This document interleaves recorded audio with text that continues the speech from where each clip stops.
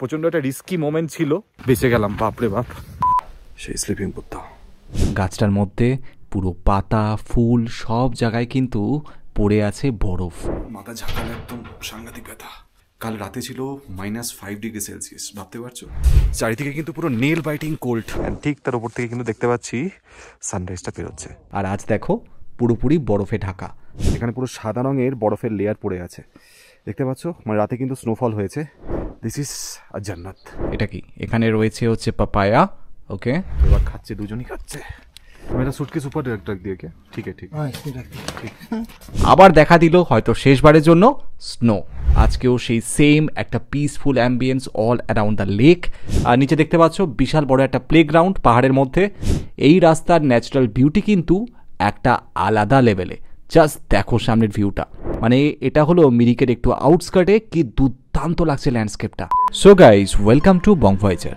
আগের ব্লগে তোমাদের দেখিয়েছিলাম আমরা কিভাবে টুমলিং থেকে অলমোস্ট আমার হার্টটাকে হাতে ধরে একটা ডেঞ্জারাস রাস্তা দিয়ে ল্যান্ড রোভারে চেপে পৌঁছেছিলাম সান্দাকফুতে। যদিও সেদিন সান্দাকফুর ওয়েদার ছিল পুরোপুরি ক্লাউডি, কাজেই আমরা স্লিপিং বুদ্ধা কিংবা কাঞ্চনজঙ্ঘা কিছুই দেখে উঠতে পারিনি।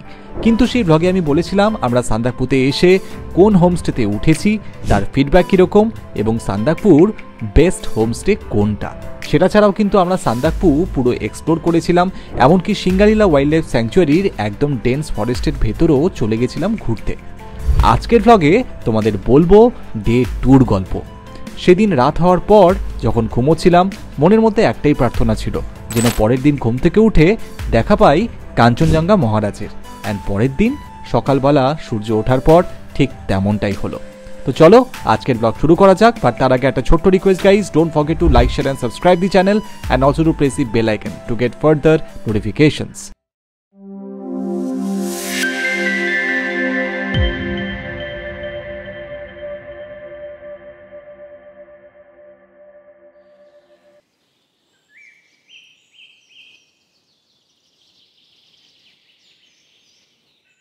তখন ঘড়িতে বাজে অলমোস্ট সকাল 5:20 অ্যান্ড আমি কিন্তু কম্বল থেকে কনকনে ঠান্ডার মধ্যে উঠে পড়লাম, কেননা জানলার বাইরে কোথাও না কোথাও ঝলক দিচ্ছে বাইরের আলো।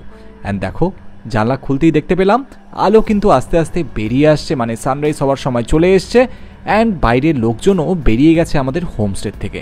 আর দেরি করিনি, ফটাফট জ্যাকেটটা পরে রওনা হলাম হোটেলের বাইরে। এবং দরজাটা খুলতেই ও মাই গড, যেই সিনটাকে দেখার জন্যে এতটা দুর্গম পথ বয়ে এত দিনের প্ল্যানিং, আজকে কিন্তু চোখের সামনে দেখতে পাচ্ছি গোটা স্লিপিং বুদ্ধাকে। So guys, very good morning. উঠে পড়েছি, মাথা পুরো ধরে আছে, কালকে রাতে যা ঠান্ডা লেগেছে না। বাট সকালে উঠে কিন্তু দুটো জিনিস দেখতে পেয়েছি। এক তো আস্তে আস্তে স্লিপিং বুদ্ধা বেরোচ্ছে, অ্যান্ড সেকেন্ড হলো সারা রাত ধরে কিন্তু এখানে স্নোফল হয়েছে। মানে খুব একটা হেভি স্নোফল নয়, বাট সমস্ত গাছপালা, এখানে যে ল্যান্ড রোভারগুলো পার্ক করা রয়েছে, সব কিছুর ওপরে কিন্তু একটা স্তর পড়ে আছে স্নোয়ের, বরফের। জাস্ট দারুণ ফার্স্ট টাইম অনুভূতি। অ্যান্ড ঘুম থেকে উঠেই কোনোভাবে জাস্ট জ্যাকেটটা পরে বেরিয়ে এসেছি বাইরে। অপূর্ব অপূর্ব, এটাই হলো সান্দাকফুর বিউটি। জাস্ট দেখো, আমি ক্যামেরাটা ঘোরাচ্ছি। কালকে তোমাকে দেখিয়েছিলাম বিকেলবেলা কেমন লাগছিল, চারিদিক পুরো সবুজ ছিল। এখন দেখবে সবুজের সাথে সাদার একটা টিঞ্জ আছে, অ্যান্ড দ্যাট ইজ স্নো। এই দেখো গাইজ, এটা হচ্ছে এখনকার সিন, ঠিক আছে? সারা রাত ধরে এখানে স্নোফল হয়েছে। আমি হাত যদি দিই, এই দেখো হাতে আমার পুরো বরফ আসছে।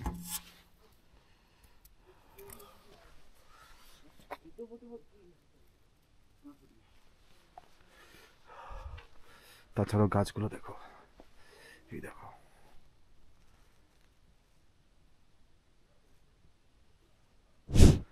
আর আস্তে আস্তে এদিকে কিন্তু বেরিয়ে আসছে স্লিপিং বুদ্ধা। এখনো আকাশে দেখতে পাচ্ছ চাঁদ রয়েছে, আবার এদিকে সূর্য বেরিয়ে আসছে। মানে জাস্ট সকাল হচ্ছে, অ্যান্ড দূরে হরাইজনে কিন্তু স্লিপিং বুদ্ধ আস্তে আস্তে বেরিয়ে আসছে, তার মাথা, তার পা, তার এন্টার বডিকে নিয়ে। ওই দেখো জাস্ট সামনে রয়েছে সেই স্লিপিং বুদ্ধ। আর একটু পরিষ্কার হলে বেটার লাগবে দেখতে। কিছুদিন আগে একজন বাংলা ইউটিউবারের একটা লাইন কিন্তু ভাইরাল হয়েছিল। অ্যান্ড কাঞ্চনজঙ্ঘার দিকে প্রথমবার তাকাতেই আমার যেন আবার মনে পড়ল সেই লাইনটার কথা, জীবনে অর্থের মূল্য আছে কিন্তু অর্থই সব নয়। কি ভিউ দেখো, অ্যান্ড ভাই সত্যি বলছি পুরো ফিদা হয়ে গেছি জাস্ট এই স্লিপিং বুদ্ধাকে দেখার জন্যই কিন্তু এত দূর থেকে এত কষ্ট করে আসা। যদিও ফার্স্ট দুদিন দেখতে পাইনি, পুরোপুরি ফগি ওয়েদার ছিল, তোমরা দেখেছো আমার আগের ব্লগগুলোতে, কিন্তু আজকে না যেন নেচার পুরো সুদে আসলে পুষিয়ে দিল আমাদের এই জার্নিটাকে। আমি বলে বোঝাতে পারবো না কি অসাধারণ লাগছিল সেই মুহূর্তটাতে। সো গাইস, আমি তখন থেকে বলে যাচ্ছি স্লিপিং বুদ্ধা, কিন্তু তোমাদের মধ্যে কি কারো এই প্রশ্নটা এসছে আমি কেন এই পাহাড়ের রেঞ্জটাকে স্লিপিং বুদ্ধা বলে সম্বোধন করছি? দেখো, একটু ক্লোজলি লক্ষ্য করলে তুমি দেখতে পাবে এই গোটা পাহাড়ের রেঞ্জটা কিন্তু একটা মানুষের শরীরের মতন। বাঁদিকে রয়েছে মুখ, মাঝখানে রয়েছে বডি এবং রাইট সাইডে রয়েছে পা। এবার তোমাদের বলছি যে কোন কোন পিক একসাথে মিলে এই স্লিপিং বুদ্ধা ফর্ম হয়েছে। বাঁদিকে যে আমরা বলছি মুখ, সেখানে রয়েছে কুম্ভকর্ণ। মাঝখানে যেটা বডি, সেখানে রয়েছে ককট্যাং, রাথং, কাব্রু এবং কাঞ্চনজঙ্ঘা। আর পায়ের দিকে রয়েছে গোয়েচা এবং পান্ডিম। এই সবকটাই হলো হায়ার হিমালয়ান পিকস। এরা সবই কিন্তু হিমালয়ের বড় বড় পর্বতমালা। গাইস, কি দুর্দান্ত লাগছে দেখো, গাছটার মধ্যে পুরো পাতা ফুল সব জায়গায় কিন্তু পড়ে আছে বরফ। কালকে সারা রাত ধরে স্নোফল হয়েছে অ্যান্ড সেটারই রেমনেন্টস কিন্তু এখনও দেখা যাচ্ছে চারিদিকে ল্যান্ডস্কেপের মধ্যে। অ্যান্ড স্পেশালি এই গাছটা দেখো পুরোপুরি কিন্তু ঢেকে গেছে বরফে। তার পাশে আবার যখন চলে আসি, এক জায়গায় আবার আমাদের হোমস্টের পাশে দেখতে পেলাম পড়ে আছে বরফ, চারিদিকে তো পুরো সাদা সাদা হয়েই আছে। মানে সেজন্য এক রাজকীয় ব্যবস্থা নেচারের দ্বারা ক্রিয়েট করা। একদিকে উঠছে কাঞ্চনজঙ্ঘা, আরেকদিকে সানরাইজ হচ্ছে, অ্যান্ড তারই মধ্যে পুরো যেন সেজে উঠেছে গোটা সান্দাকফু ভিলেজ বরফে। অপূর্ব একটা অনুভূতি, অপূর্ব একটা দৃশ্য। ঠিক তার অন্য পাশে দেখো কাঞ্চনজঙ্ঘা এবং গোটা স্লিপিং বুদ্ধা যেন আস্তে আস্তে আরও স্পষ্ট হয়ে আসছে। সানরাইজ যত এগোচ্ছে আরও যেন জেগে উঠছে গোটা স্লিপিং বুদ্ধা। দেখো, আমি তোমাদের জন্য একটু জুম করছি, যদি আমি ফোনের থেকে করছি খুব একটা ক্ল্যারিটি হয়তো থাকবে না, বাট স্টিল গোটা স্লিপিং বুদ্ধা চোখের সামনে ভিজিবল। এটা একটা অদ্ভুত অনুভূতি, আমি বলে বোঝাতে পারবো না তোমাদেরকে। Such a স্পেকট্যাকুলার view guys. এই সেই বেঞ্চ মনে পড়ে? গতকাল এখানে বসেই সেই কুকুরদের সাথে খেলাধুলো করেছিলাম, তার সাথে তোমাদেরকে দেখাচ্ছিলাম গোটা সান্দাকফু ভিলেজের একটা পুরো প্যানোরামিক ভিউ। আর আজ দেখো পুরোপুরি বরফে ঢাকা, সারা রাত ধরে স্নোফল হয়েছে, অ্যান্ড দেখো পুরো বরফ পড়ে আছে এই বাঁশের বেঞ্চটার ওপর।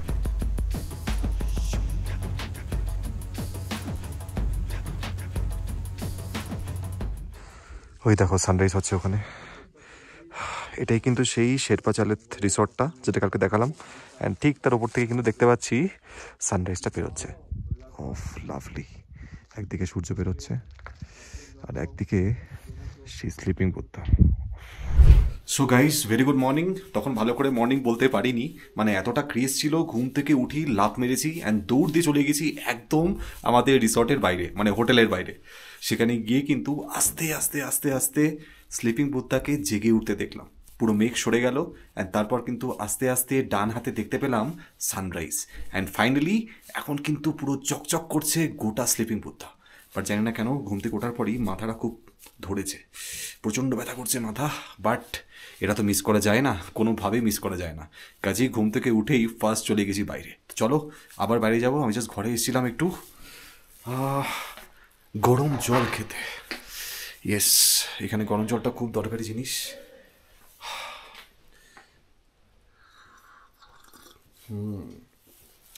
গরম জলটা খেয়ে আবার চলে যাবো বাইরে। জানি না কেন মাথাটা প্রচণ্ড ব্যথা করছে সকাল থেকে, মাথা ঝাঁকালে একদম সাংঘাতিক ব্যথা। হয়তো ঠান্ডা লেগেছে, এত এক্সট্রিম টেম্পারেচার। কাল রাতে ছিল -5°C, ভাবতে পারছো? ইভেন এখনও আমি প্রথমে গ্লাভস পরে যাইনি, এমনি চলে গেছি। হাড় কাঁপানো ঠান্ডা, হাত আমি মানে ক্যামেরার বাটন কী করে টিপবো, রেকর্ড বাটন, মানে কিছু কাজই করতে পারছি না, মনে হচ্ছে কেউ বোধহয় পিঞ্চ করছে হাতের মধ্যে।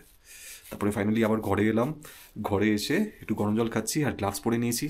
এখন কিন্তু আবার বাইরে যাব, সেই চকচকে একদম চোখের সামনে ফার্স্ট টাইম আমার এক্সপিরিয়েন্স স্লিপিং বুদ্ধাকে দেখার জন্যে।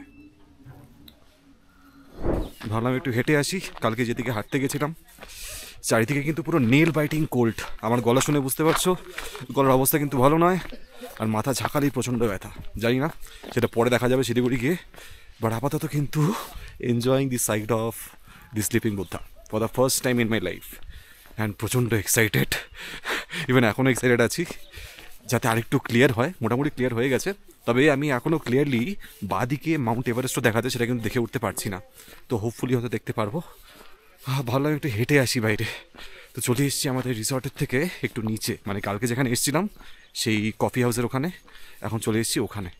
ও মাই গড, সামনের রাস্তাটা জাস্ট দেখো গাইস, মানে পুরো বরফে ঢাকা ছিল হয়তো রাত্রিবেলা, এখনও বরফ পড়ে আছে। I just show you wait. এখানে পুরো সাদা রঙের বরফের লেয়ার পড়ে আছে, দেখতে পাচ্ছ? মানে রাতে কিন্তু স্নোফল হয়েছে। দেখো কালকে ঠিক এই গাছটার সামনে এসেই ছবি তুলেছিলাম, এই দেখো কী অবস্থা। পুরো গাছটা কিন্তু সাদা লাগছে, পুরো হোয়াইট কালারের হয়ে গেছে স্নো পড়ার পরে। ওহ বিউটিফুল বিউটিফুল, সত্যিই ভাই জান্নাতে, দিস ইজ আ জান্নাত। রাস্তাটা দেখো, মানে দুধারে দেখবে একটু সাদা সাদা পড়ে আছে স্নো, রাতে কিন্তু স্নোফল হয়েছে। এই সাইডটা দেখো, এই সাইডটা কিন্তু পুরো হোয়াইট হয়ে রয়েছে এখনও অবধি। অ্যান্ড ওপরে সেই দূরে স্লিপিং বুদ্ধা, আমি জুম করে দেখাবো, আস্তে আস্তে কিন্তু আরও শাইন করছে। কিরে আয় আয় আয়, শুভদা বিজি ফটোগ্রাফিতে।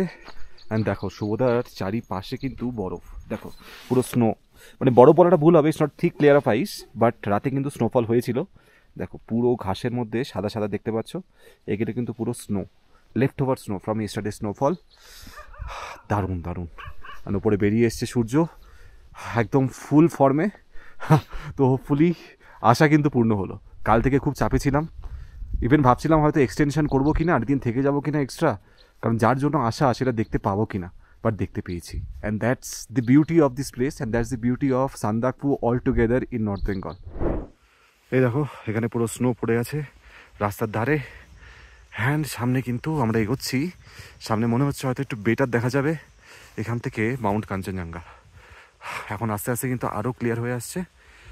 এখানে আরও অনেকজন এসছে হয়তো ছবি তুলতে, হ্যাঁ অনেক কজন টুরিস্ট এসছে, আমিও ইনক্লুড হচ্ছি।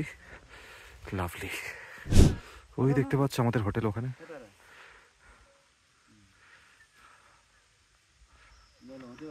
এই দেখো সিঙ্গালীলা ন্যাশনাল পার্ক। ওই দূরে দেখো দেখা যাচ্ছে এভারেস্ট, যদিও অনেক দূরে, এখন অনেকটা আবছা হয়ে গেছে, বাট ওই যে এর মাঝখানে যদি ভালো করে লক্ষ্য করো দেখতে পাবে মাউন্ট এভারেস্ট। সান্দাকফু ভিলেজটাকে একটু এক্সপ্লোর করে চলে এলাম হোমস্টেতে, কিন্তু এবার আর ঘরে ঢুকিনি, সোজা চলে গেছি আমাদের ছাদের ওপর। হ্যাঁ, যাওয়ার সময় হাতে করে চায়ের কাপটা নিয়ে গেছিলাম, কেননা তখন আমাদের হোমস্টেতে সার্ভ হচ্ছিল গরম গরম চা। অ্যান্ড ছাদের ওপর গিয়ে সেই কনকনে ঠান্ডার মধ্যে দুর্দান্ত সান্দাকফুর ভিউ, ওফ, তার সাথে চা হলে তো কেসটা পুরো জমে যাবে। চলে এসেছি আমরা ছাদের ওপরে, মানে আমাদের সানরাইজ হোটেলের ছাদের ওপরে। অ্যান্ড আমার পেছনে দেখতে পাচ্ছ এখনও কিন্তু দেখা যাচ্ছে স্লিপিং বুদ্ধা, যদিও আস্তে আস্তে কিন্তু নিচ থেকে মেঘগুলো উঠে আসছে ওপরের দিকে।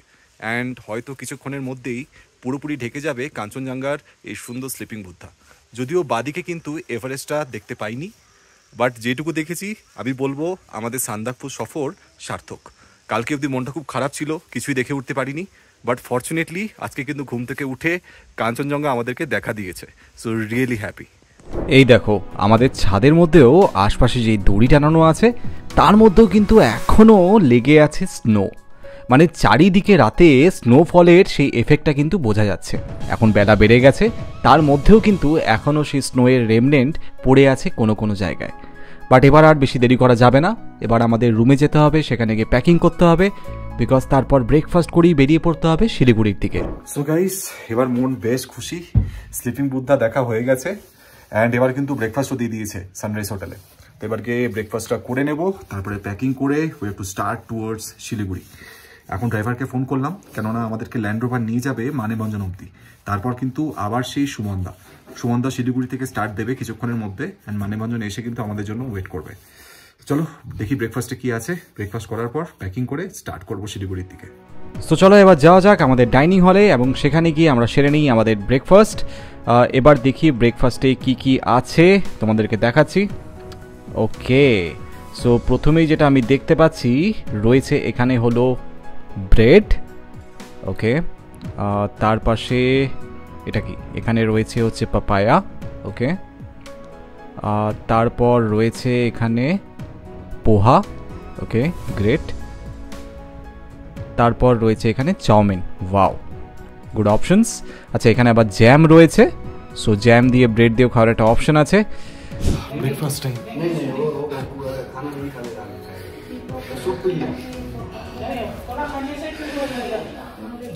ওহ, এই ঠান্ডাতে আবার এক কাপ গরম চা, তার সাথে পোহা, পাপায়া আর চাউমিন। সো গাইস, এটা হয়তো ফাইনাল শট। আমাদের সান্দাকপুর সানরাইজ হোটেলের থেকে কিন্তু এবার আমরা চেক আউট করছি। সব প্যাকিং ডান, আমাদের গাড়িও চলে এসছে, মানে এখানেই পার্ক করা ছিল আমাদের ল্যান্ড রোভার। অ্যান্ড এবার কিন্তু গাড়িতে উঠে রওনা দেব শিলিগুড়ির দিকে। বাট তার মাঝে যেহেতু কালকে ফগ বেশি ছিল, আমি কিন্তু ভালো করে কালীপুকুরিটা তোমাদেরকে ঘুরিয়ে দেখাতে পারিনি। তো এখন যদি দেখি যে ওয়েদারটা ভালো আছে, তাহলে ওখানে একটা হল্ট নেবো অ্যান্ড তোমাদেরকে ঘুরিয়ে দেখাবো। বাট চলো স্টার্ট দিই। অ্যান্ড স্টার্ট দেওয়ার আগে এখানে অনেক পাহাড়ি ডগি আছে এই পুরো হোটেলের চারপাশে। তার জন্য আবার আমি কালকে পার্লেজি প্যাকেট কিনেছিলাম, খাওয়ানো হয়নি, এত ঠান্ডা ছিল, -5 ডিগ্রি সেলসিয়াস ছিল রাতে। তো ভাবছি এখন বাইরে বেরিয়ে গাড়িতে ওঠার আগে ডগদের একটু খাইয়ে দেবো। চলো, চেকিং आउट फ्रॉम संदकपू।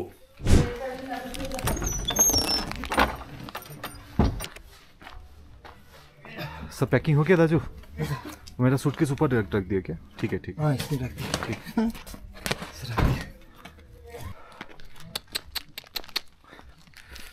এর জন্য পার্লিজি কালকে নিয়ে এসেছি কিনে, 20 রুপিসের প্যাক, দেখি খাই কিনা। ও, তুমি খাবে না?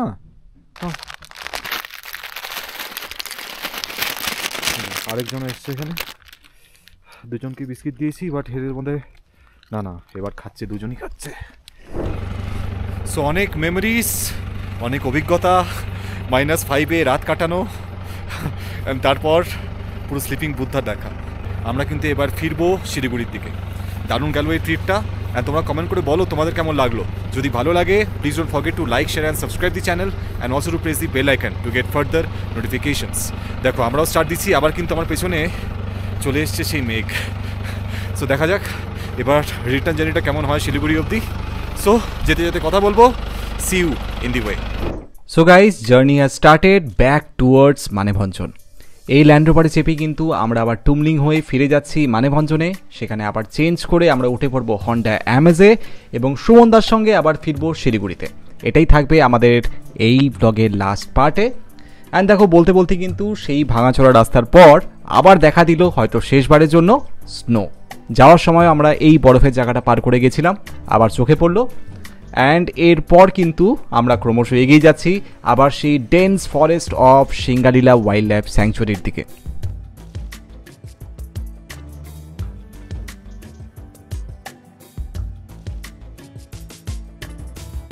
সো গাইস, আবার চলে এসেছি আমরা কালীপুকুরি লেকের সামনে।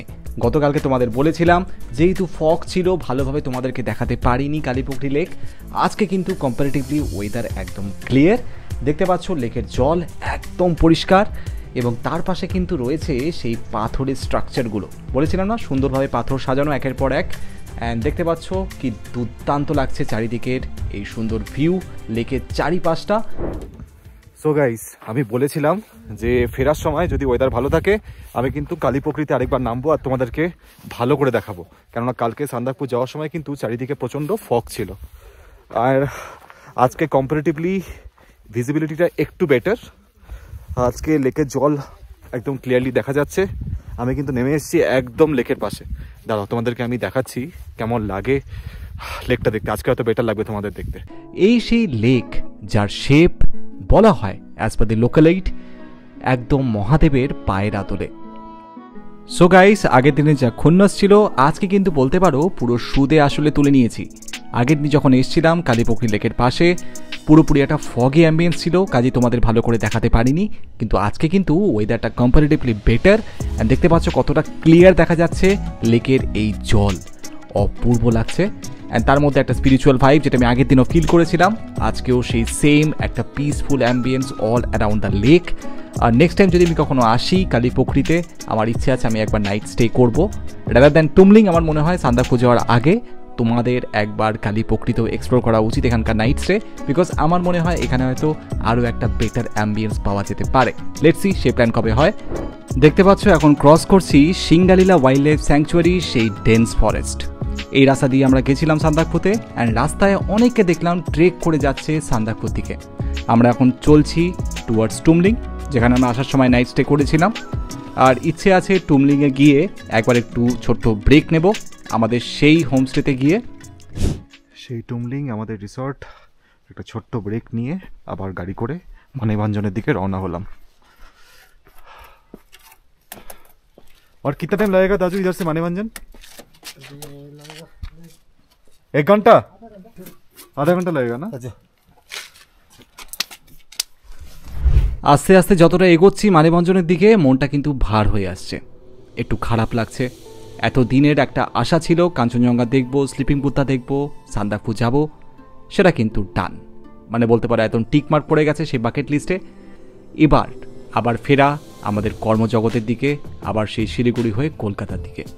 একটা আলাদা যেন জোনে ছিলাম এই কদিন, কাজে মনটা কোথাও না কোথাও একটু খারাপ লাগছে, বাট কি করা যাবে, that's the way of life, change is the only constant. And দেখো এই ঘোরপাক খাওয়া পাহাড়ের রাস্তা দিয়ে কিন্তু আমরা আস্তে আস্তে ক্রমশ নেমে যাচ্ছি মানেভঞ্জনের দিকে। হয়তো যেতে যেতে মন থেকে আলবিদা বলছি এত সুন্দর সিঙ্গালীলা ওয়াইল্ড লাইফ স্যাংচুয়ারির পাহাড় এবং জঙ্গলকে।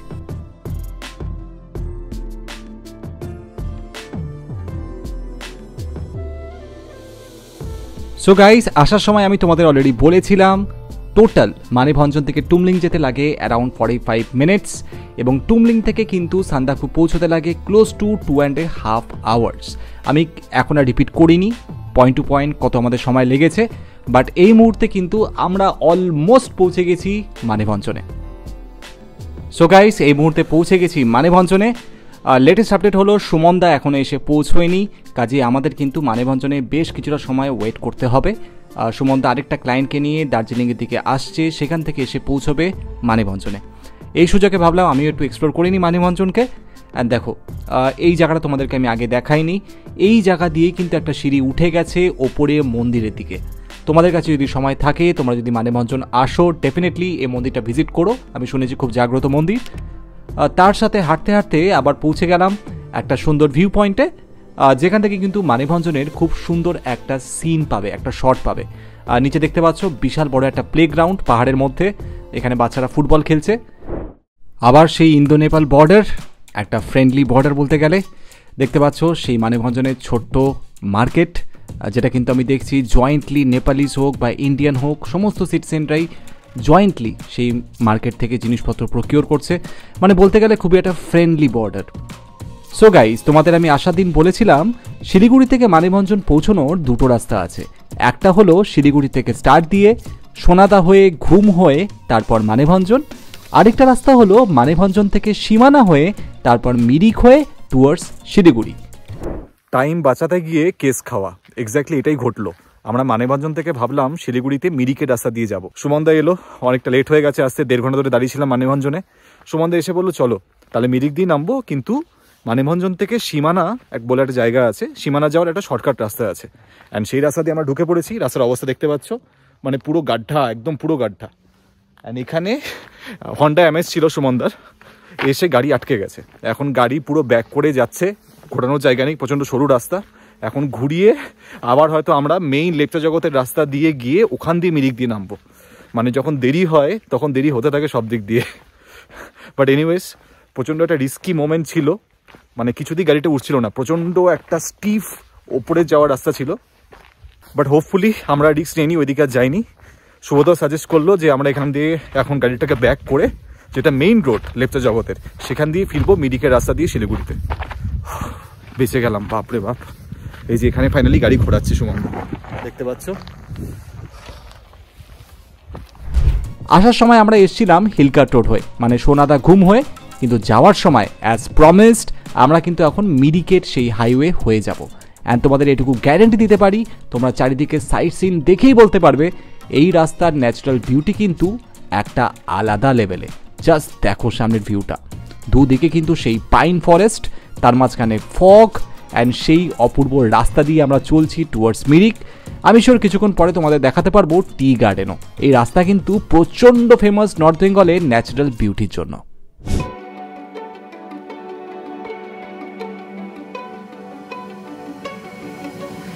সো গাইস, দেখতে পাচ্ছ আই লাভ মিরিক, একদম সাইনবোর্ডটার সামনে দাঁড়িয়ে আছি। অ্যান্ড তার সাথে কিন্তু একটা ক্যাফেতে আমরা ঢুকে পড়েছি। সেই ক্যাফের বাইরে আবার বিক্রি হচ্ছে দার্জিলিংয়ের ফেমাস কমলা লেবু, অরেঞ্জ। তার সাথে আবার দেখতে পাচ্ছি অনেক ক্যাকটাস, ফুলের গাছও বিক্রি হচ্ছে side by side. And just সিনটা দেখো গাইস, মানে এটা হলো মিরিকের একটু আউটস্কার্টে, কি দুর্দান্ত লাগছে ল্যান্ডস্কেপটা। পাইন ট্রিজ, তার মধ্যে টি গার্ডেন্স, এবং এই ল্যান্ডস্কেপের বুক চিরে রয়েছে হাইওয়ে। অপূর্ব লাগছিল। বাট আজকে কিন্তু আমরা এখানেই শেষ করব। যেটা বললাম, এটা ছিল আমাদের last episode of Sandakphu series guys. But till then আমাদের একটু সাপোর্ট করো।